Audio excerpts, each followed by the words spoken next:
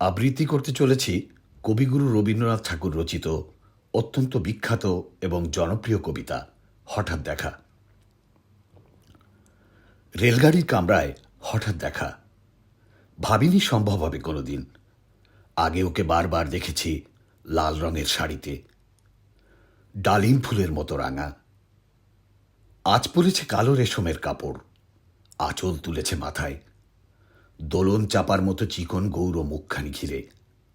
মনে হলো কালো রঙে একটা গভীর দূরত্ব ঘনিয়ে নিয়েছে নিজের চারদিকে, যে দূরত্ব শস্যে ক্ষেতের শেষ সীমানায় শালবনের নীলাঞ্জনে।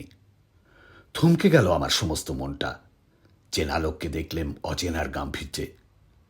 হঠাৎ খবরের কাগজ ফেলে দিয়ে আমাকে করলে নমস্কার।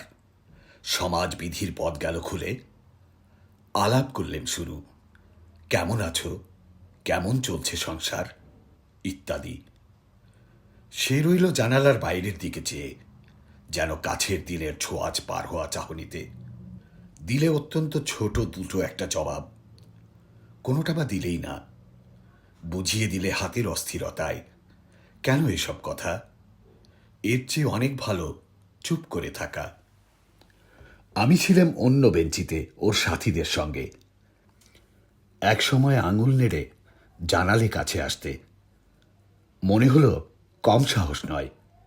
বসলুম ওর এক বেঞ্চিতে। গাড়ির আওয়াজের আড়ালে বললেম মৃদু স্বরে, কিছু মনে করো না, সময় কোথা সময় নষ্ট করবার। আমাকে নামতে হবে পরের স্টেশনেই, দূরে যাবে তুমি, দেখা হবে না আর কোনো দিনই। তাই যে প্রশ্নটার জবাব এতকাল থেমে আছে, শুনব তোমার মুখে, সত্য করে বলবে তো? আমি বললেম বলবো।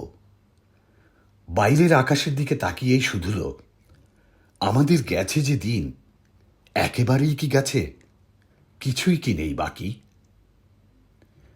একটুকু রইলাম চুপ করে, তারপর বললেম, রাতের সব তারাই আছে দিনের আলোর গভীরে। খটকা লাগলো, কি জানি বানিয়ে বললেম নাকি। ও বললে, থাক এখন যাও ওদিকে। সবাই নেমে গেল পরের স্টেশনে, আমি চললেম একা। চমৎকার একটি কবিতা শুনলাম। বাই দ্য ওয়ে, আমাদের প্লেনের জার্নিটা ছিল ইউকে থেকে নিউ ইয়র্ক।